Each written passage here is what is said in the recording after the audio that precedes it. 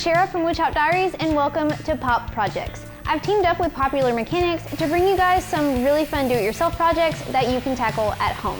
In this episode, we're going to be building a classic lounger. This plan keeps it pretty simple and requires only the use of a circular saw and a drill. And because this plan utilizes almost the entire two boards, it's best to avoid large knots or cracks in the boards as you won't be able to cut around those.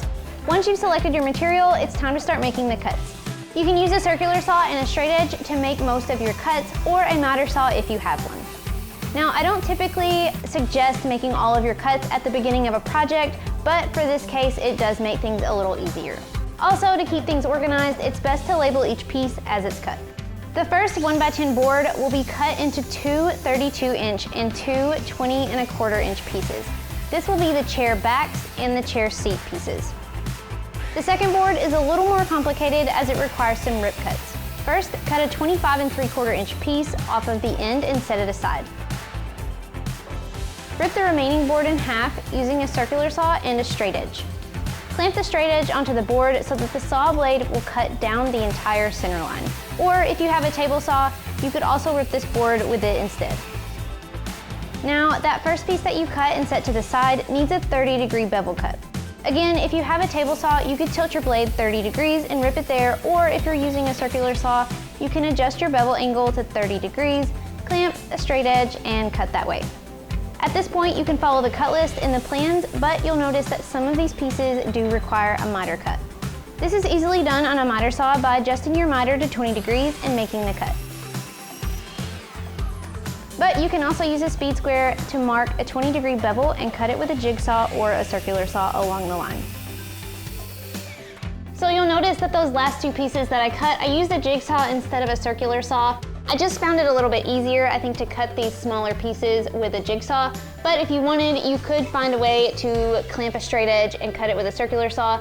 Like I said, I just found it a little bit easier with a jigsaw since these pieces were so small. Once all of the pieces are cut and labeled, assembly is pretty easy. If you're using untreated wood but plan on keeping this outside, you want to make sure that all of the surfaces of your project are fully protected from the elements.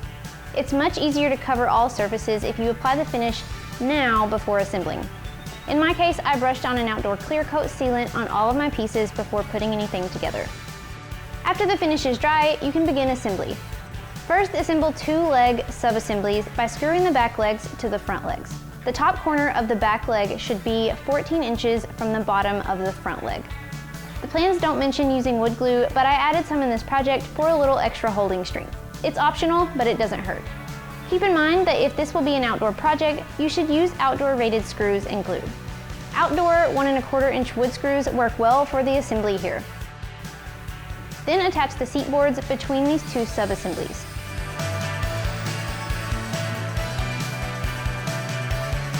The piece on the front should bevel downward and screw into the front legs, not the end grain of the back legs. Then glue and screw the arm supports in place and attach the armrests into them, leaving 3/4 overhang on the front.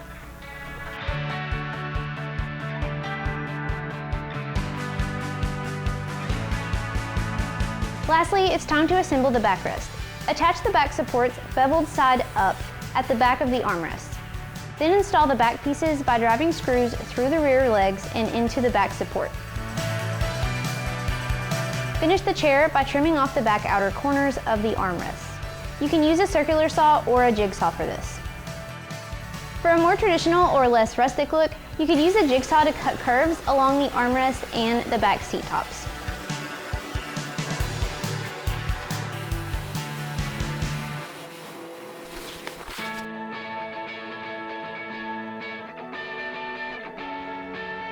I hope you guys have enjoyed this build, and thanks so much for watching this episode of Pop Projects. For more do-it-yourself projects that you can tackle at home, be sure to check out Pop Projects on popularmechanics.com.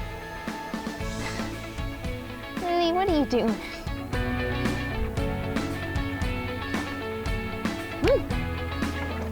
Good girl.